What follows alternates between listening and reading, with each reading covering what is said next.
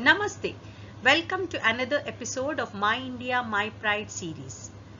In the last two videos on rulers of lunar dynasty, we learnt about King Yayati and King Dushyanta.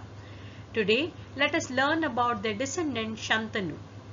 Before we learn about Shantanu's life, we should know the story of Ganga coming to earth after being cursed by Durvasa and Ashtavasus being cursed by Vashishta Rishi. There is an interesting story behind river Ganga coming to earth from heaven. Sagara was a prominent king of the Suryavamsha dynasty in Vidarbha. King Sagara performed a horse expedition that is called as Ashwamedha Yajna to prove his supremacy. Lord Indra became fearful over the results of the Yajna, so he decided to steal the horse. He stole and hid the horse in the ashram of Kapila Maharshi, who was in deep meditation. King Sagara's 60,000 sons were then sent to find the horse. When the 60,000 sons found the horse at Kapila Maharshi's ashram, they thought he had stolen it. When they prepared to attack the meditating Rishi Kapila, he opened his eyes. He was very furious, and the fire that emanated from his eyes burnt them to ashes. When Sagara came to know about this, he came and begged Kapila Muni to forgive the sin and bring his children back to life or give them mukti. Kapila Muni told if their ashes were dipped in the river Ganga, they would get mukti. At that time, river Ganga was in heaven. Generations later, one of Sagara's descendants, Bhagiratha, felt sad about his forefather's death, and he performed tapa to Brahma, requested him to send goddess Ganga from the heavens to earth so that his forefathers could be freed from the world. For 1,000 years he performed an excruciating harsh penance to please Lord Brahma. At the end of the 1,000 years, Brahma came to him and told him to ask for anything. Bhagiratha asked Brahma to bring down river Ganga to earth so that he may perform the last ceremony of his ancestors. At that time, river Ganga was in heaven. The young and charming Ganga made life of the dwellers of Brahmaloka a lot of fun through her playful nature, her music and her dance. She was a happy girl and she enjoyed living in Brahmaloka. Ganga also had 3 passages to all the other lokas, and she brought joy and happiness to everyone wherever she went. The story of goddess Ganga coming to earth after being cursed by Durvasa Muni goes like this. One day when Ganga was in Swargaloka, the great sage Durvasa happened to visit Swargaloka. Rishi Durvasa has always been famous for getting easily agitated and angry. Everyone tries to be very careful when around him so that he remains in good mood, otherwise he will curse whoever causes him annoyance. While Durvasa was strolling around Swargaloka, a gust of wind came and blew off his only cloth which he was wearing.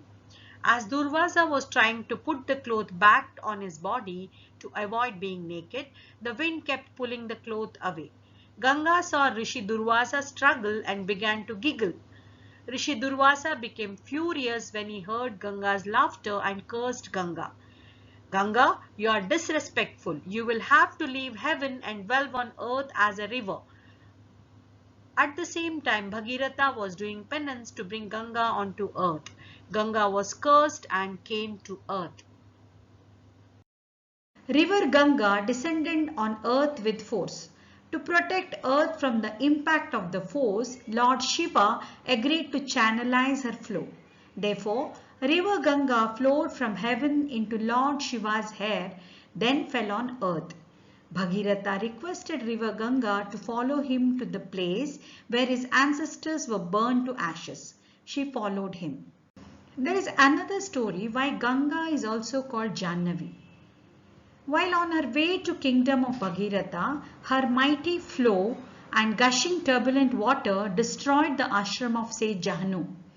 This angered Sage Jahanu and he drank up all of Ganga's water. Upon this, Bhagiratha and the gods prayed to Rishi Jahanu to release Ganga so that she could proceed on her mission. Pleased with prayers, Jahanu released Ganga from his ear. That is why Ganga is also known as Jahnavi, the daughter of Rishi Jahnu. Now we know the story of Ganga. Let us learn why the Ashtavasus were cursed. Once, the wife of 8th Vasu Prabhasa persuaded her husband to get her a cow which actually belonged to Rishi Vashishta. Prabhasa was initially reluctant to ask for anything from a Brahmin, but disarmed by the usual weakness of a man towards his wife, he agreed to steal the cow for her. With the help of his seventh brother, the 8th Vasu Prabhasa stole Vashishta's cow. Rishi Vashishta, through his powers, figured out that this was the act of the Vasus. He cursed the 8th Vasus to be born on earth as mortals and suffer the pain like all mortals do. The 8 Vasus begged Rishi Vashishta for mercy, but a curse could not be taken back. It could at best be modified. Rishi Vashishta granted some relief to the 7 Vasus that their lifetime on earth would be short and after that they would ascend to paradise. But 8th Vasu Prabhasa, who instigated the other 7 to steal the cow out of his passion for his wife, would suffer the pain on account of all the 7 Vasus, because his desire for a woman made him turn Vasus into criminals. He who committed a crime out of desire for his wife will never marry. Even without a wife and sons, he will spend his entire life struggling to serve his household, and in the end he will die at the hands of a woman. The 8 Vasus then went to Ganga to help them keep their stay on earth short. Ganga, who too was cursed by Durvasa Muni to suffer as a mortal on earth, felt pity for them. She promised them that she would give them birth through her own womb and will drown them in the waters of Ganga to set them free from the curse the moment they were born. King Shantanu was the descendant of Bharata race of the lunar dynasty. Bharatavarsha got its name from him. Once, Shantanu saw a beautiful woman on the bank of the river Ganga and asked her to marry him. She agreed, but with one condition, that Shantanu would never ask any question about her actions. They married and later she gave birth to 8 sons. Every time she gave birth, she would throw the child into the river. She threw 7 sons into the river as soon as they were born.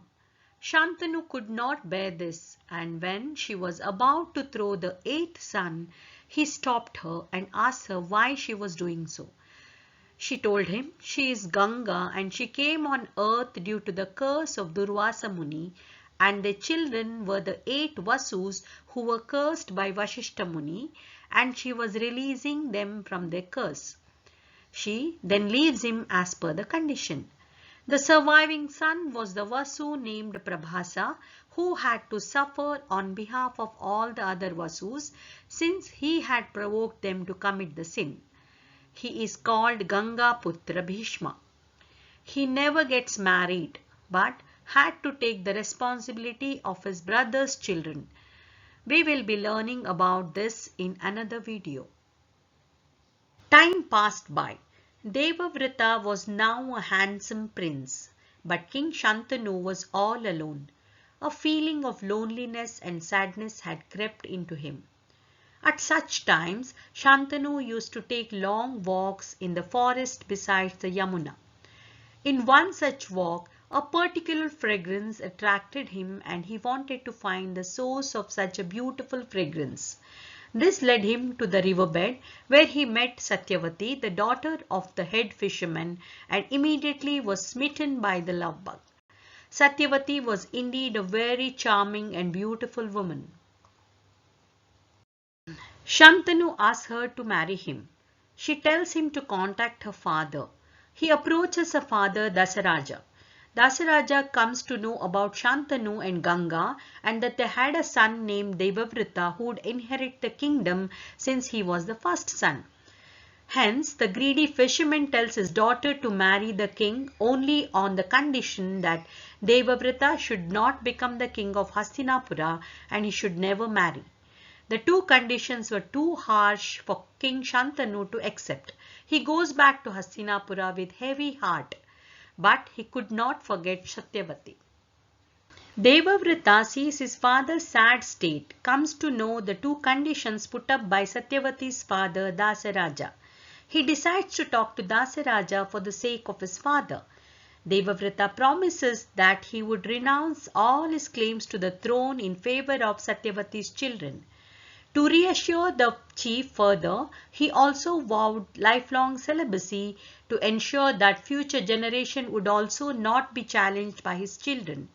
Upon hearing this vow, Dasaraja immediately agreed to the marriage of Satyavati and Shantanu.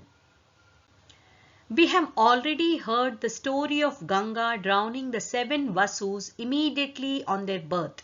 But Rishi Vashishta's curse came true when she was about to drown Prabhasa. She was stopped by Shantanu. It was Prabhasa who grew up as Devavrata and due to the curse never got married or had any children, but had to take the responsibility of his brothers and their family till he died. We will learn about him in another video. After Devavrata makes 2 promises and was called Bhishma due to his strong willpower, Shantanu was sad but was grateful to his son. He was pleased with his son's love for him and gave him a boon of Ichha Marana, meaning he would choose the time of his death. Bhishma died in the hands of Shikandi as per the curse. Satyavati and Shantanu got married and had 2 children, Chitravirya and Vichitravirya. Chitravirya and Vichitravirya were not Satyavati's firstborns. Before Satyavati met Shantanu, she already had a son Vyasa from Maharshi Parashara. Maharshi Parashara is a well-known Vedic sage who is regarded as the father of Jyotishya Shastra or Vedic astrology. He was the grandson of great hermit Vashishta, who is one of the Saptarshis of this Manvantara. He is accredited as the author of Vishnu Purana. Satyavati was the daughter of a fisherman. She used to smell of fish, so she was also called as Matsyagandha. As a young girl, she used to wander in her boat across the river Yamuna, and in one such wandering she came across the great sage Parashara. Parashara asked Satyavati to ferry him across the Yamuna. As they were crossing the river in her boat, Parashara fell in love with the beautiful Satyavati and decided to have a child with her. He told her that the child born of them will not be a usual child, but he will change the course of history. Parashara was particularly disturbed by the foul stench that was emanating from her. He gave Satyavati 2 boons.